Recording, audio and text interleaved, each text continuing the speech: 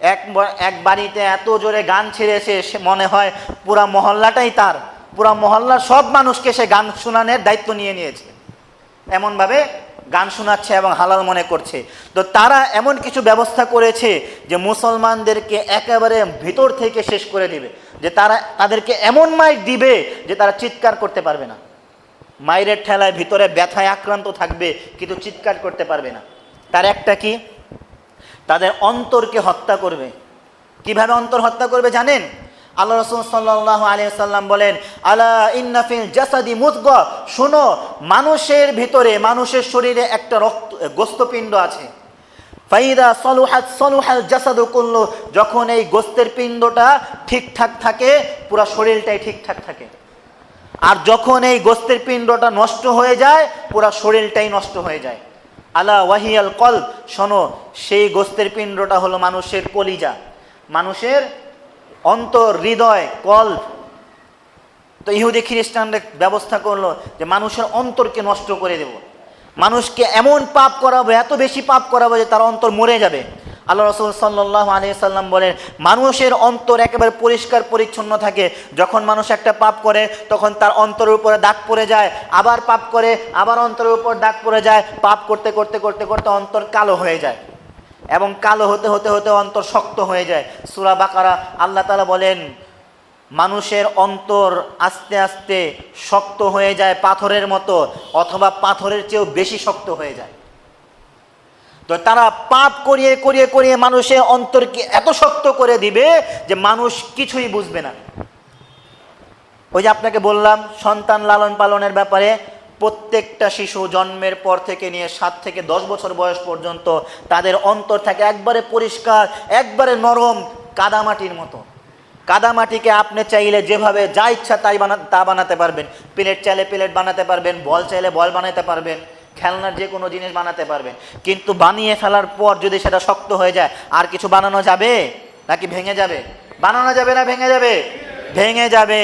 ঠিক একটা ছোট শিশু জন্মের পর থেকে নিয়ে 10 বছর বয়স পর্যন্ত তাকে আপনি যা শিক্ষা দিবেন সে তাই শিখবে।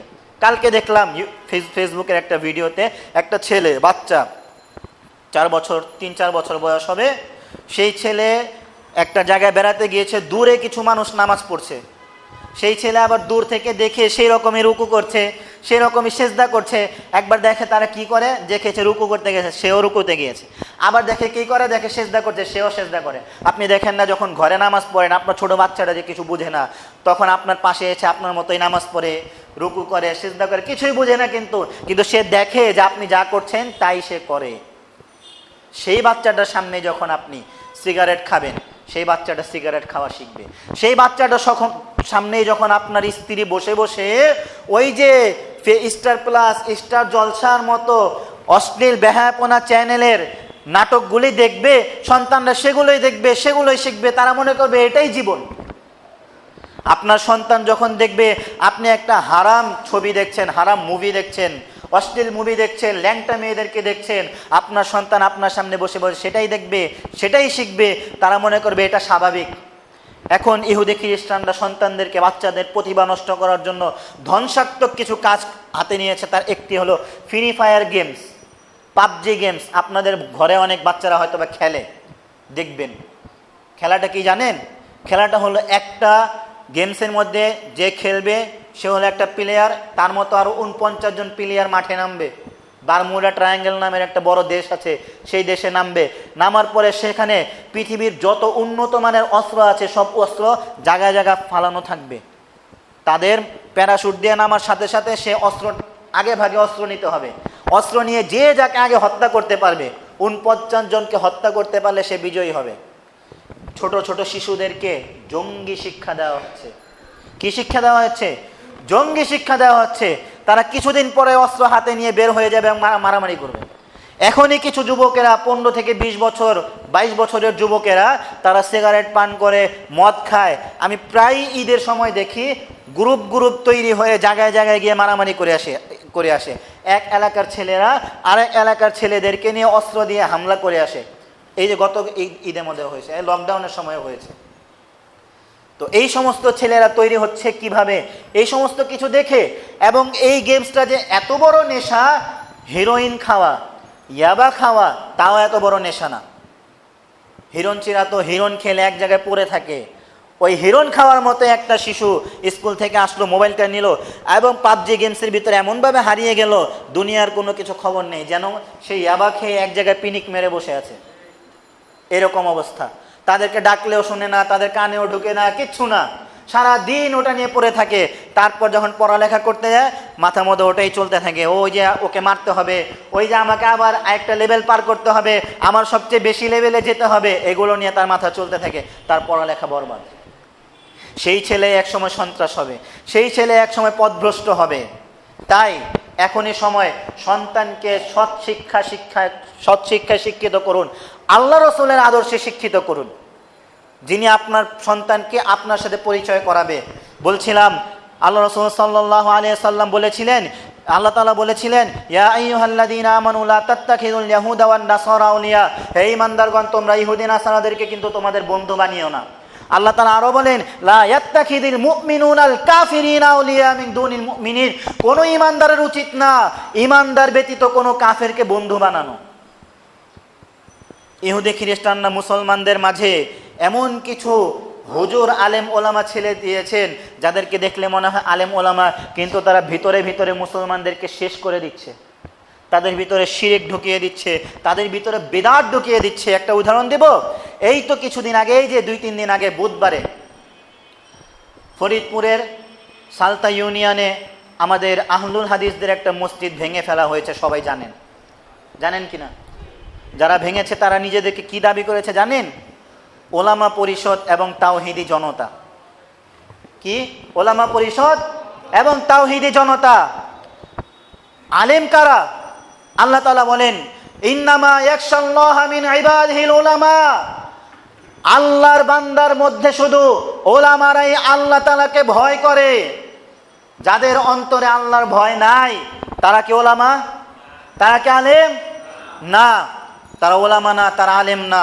আল্লাহ তাআলা বলেন, ফাত্তাকুল্লাহা ইয়া উলিল আলবাব, হে জ্ঞানীরা, তোমরা আল্লাহকে ভয় করো। আল্লাহ তাআলা বারবার শুধু জ্ঞানীদেরকে বলেছেন তোমরা আল্লাহকে ভয় করো, কারণ আলেম ওলামার পরিচয় হলো আল্লাহকে ভয় করা। দ্বিতীয়, তাওহীদি জনতা। তাওহীদি জনতা মানে তারা তাওহীদ বুঝেই না। তাওহীদ কাকে বলে বুঝেই না। আল্লাহ রাসূল সাল্লাল্লাহু আলাইহি সাল্লাম মক্কা থেকে মদিনা পর্যন্ত যাওয়া পর্যন্ত যে দাওয়াত দিয়েছেন, সেই দাওয়াতের কালিমাটা কি? লা ইলাহা ইল্লাল্লাহ মুহাম্মাদুর রাসূলুল্লাহ। এই দাওয়াত যখন মানুষকে দিলেন, তখন মানুষেরা, আল্লাহ রাসূল সাল্লাল্লাহু আলাইহি সাল্লাম এই দাওয়াত দেওয়ার আগে মানুষেরা বলতো, মুহাম্মদ আমানতদার, মুহাম্মদের মতো সত্যবাদী আর কেউ নেই, বলেছে কিনা? যখন এই দাওয়াত দিল তখন কি বলেছে? মুহাম্মদ মিথ্যাবাদী, মুহাম্মদ পাগল, মুহাম্মদকে জিনে ধরেছে, বলেছে না? আল্লাহ রাসূল সাল্লাল্লাহু আলাইহি সাল্লাম কি কারোর সাথে মারামারি করেছিলেন? আল্লাহ রাসূলকে মেরেছেন, তারপরেও তিনি কাউকে কোনো গালি দেননি। দিয়েছেন? কাউকে ধমক দিয়েছেন? কাউকে একটা থাপ্পড় দিয়েছেন? দেননি। তিনি এই দাওয়াতকে মানুষের মাঝে পৌঁছিয়েছেন। তিনি মেরে দাওয়াত প্রচার করেননি। তিনি যদি চাইতেন, আল্লাহ তাআলাকে বলতেন, জিবরিলকে একটু বলেন মানুষকে পিটায়া ইসলাম গ্রহণ করাতে, পারতেন না? আর জিবরিল যদি পিটাইতো, কারো কোনো ক্ষমতা ছিল কিছু করার? ছিল না। কিন্তু আল্লাহ রাসূল করেননি, কারণ আল্লাহ রাসূল সাল্লাল্লাহু আলাইহি সাল্লাম দাওয়াতের মাধ্যমে মানুষের মস্তিষ্কের ভিতরে যে ময়লা আবর্জনা জমে আছে, মানুষের অন্তরের ভিতরে যে ময়লা আবর্জনা জমে আছে, সেটা দূর করতে চেয়েছেন। তাই তিনি নম্রতার সাথে, ভদ্রতার সাথে মানুষকে দাওয়াত দিয়েছেন।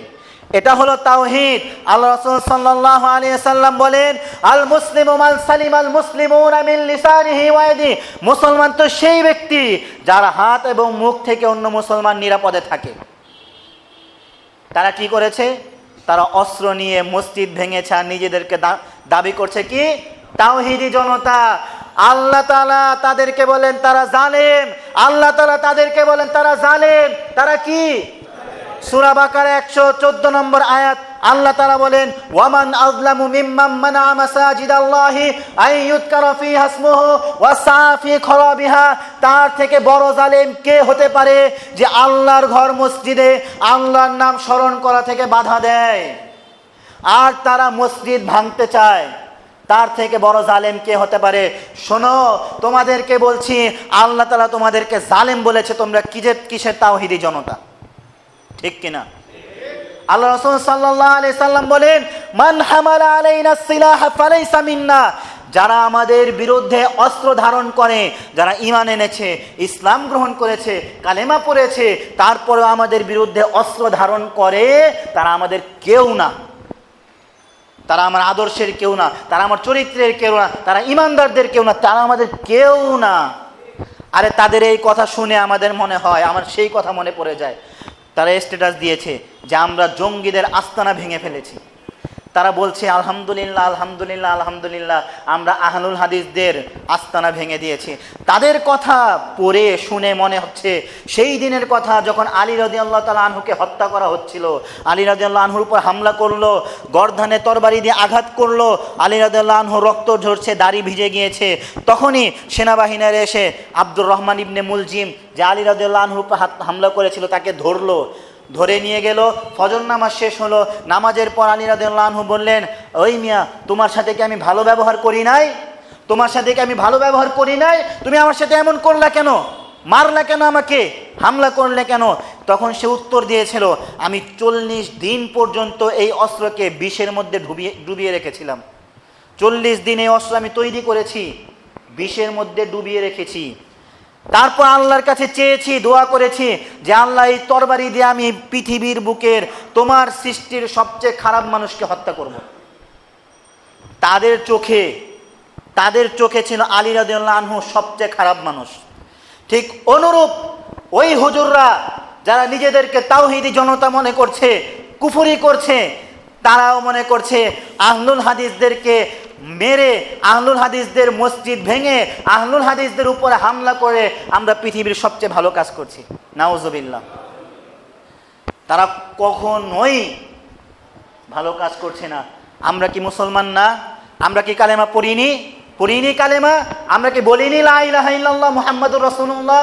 আল্লাহ রাসূল সাল্লাল্লাহু আলাইহি সাল্লাম বলেন, উমিরতু আন উকাতিলান নাস, আমাকে মানুষের সাথে লড়াই করার পারমিশন দেওয়া হয়েছে, অনুমতি দেওয়া হয়েছে যতক্ষণ পর্যন্ত মানুষ সাক্ষী দেয় আল্লাহ ছাড়া কোনো ইলাহ নেই, মুহাম্মদ সাল্লাল্লাহু আলাইহি সাল্লাম আল্লাহ রাসূল, নামাজ পড়ে, যাকাত দেয়। এটা যদি তারা করে, ফাইদা ফালু যালিকা আসামু মিন্নি দিমাআহুম ওয়া আমওয়ালাহুম, তাদের জান মাল আমার থেকে বেঁচে গেল নিরাপদ। আর তারা যদি ইসলাম গ্রহণ করলো, কালেমা পড়লো, কিন্তু ভিতরে ভিতরে ইসলামের বিরোধিতা করে, সেটা আল্লাহ তাআলা বুঝবেন, এটা আমার ব্যাপার না। আর যদি ইসলামের ভিতরে থেকে তারা কোনো পাপ কাজ করে, তাহলে সেটা শাস্তি তাদের পেতে হবে। আল্লাহ রাসূল সাল্লাল্লাহু আলাইহি সাল্লাম বলেন, মান সাল্লা সালাতানা ওয়াস্তাকবালা কিবলাতানা, যারা আমাদের মতো নামাজ পড়ে, আমাদের কিবলাকে কিবলা মনে করে, ফাযালিকাল মুসলিমুল্লাযী, সে হলো ওই মুসলিম, লাহু যিম্মাতুল্লাহি ওয়া যিম্মাতু রাসূলিহি, যার জন্য আল্লাহর জিম্মা রয়েছে, যার জন্য রাসূলুল্লাহর জিম্মা রয়েছে। ফালা তাকফিরুল্লাহ ফি যিম্মাতিহি, তোমরা আল্লাহ ও তার রাসূলের জিম্মায় খেয়ানত করো না। মুসলমানের উপরে হামলা করে আপনি নিজেকে মুসলমান বলতে চান? অসম্ভব, হতে পারে না।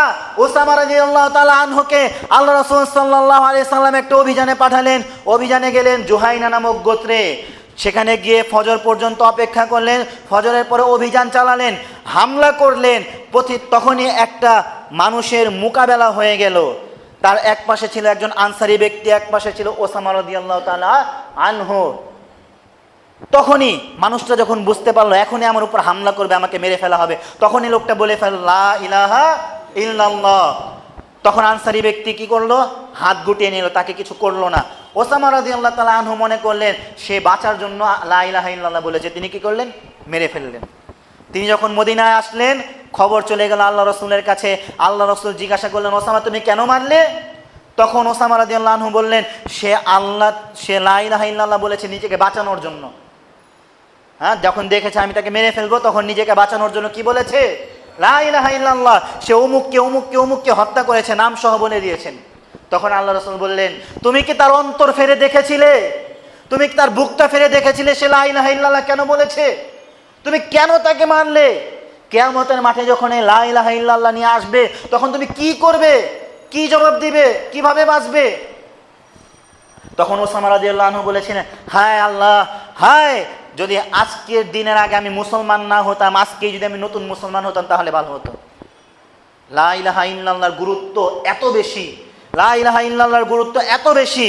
আরে মুহাম্মদুর রাসূলুল্লাহ সাল্লাল্লাহু আলাইহি সাল্লাম যেভাবে লা ইলাহা ইল্লাল্লাহ বুঝেছেন, মানুষকে বুঝিয়েছেন, যেভাবে দাওয়াত দিয়েছেন, শিখিয়েছেন, সেইভাবেই পৃথিবীর বুকে মক্কা থেকে মদিনা থেকে ইসলাম বের হওয়ার পরে পৃথিবীর আনাচে কানাচে যেখানে ইসলাম গিয়েছে সেখানে হুবাহু লা ইলাহা ইল্লাল্লাহর দাওয়াত দিয়েছে আহলুল হাদিসরা, ঠিক কিনা? আরে আহলুল হাদিসরা তো সেই ব্যক্তি যাদের কথা একটাই, আল্লাহ যা বলেছে, রাসূলুল্লাহ সাল্লাল্লাহু আলাইহি সাল্লাম যা বলেছে তাই ইসলাম, এর বাহিরে কোনো ইসলাম নেই।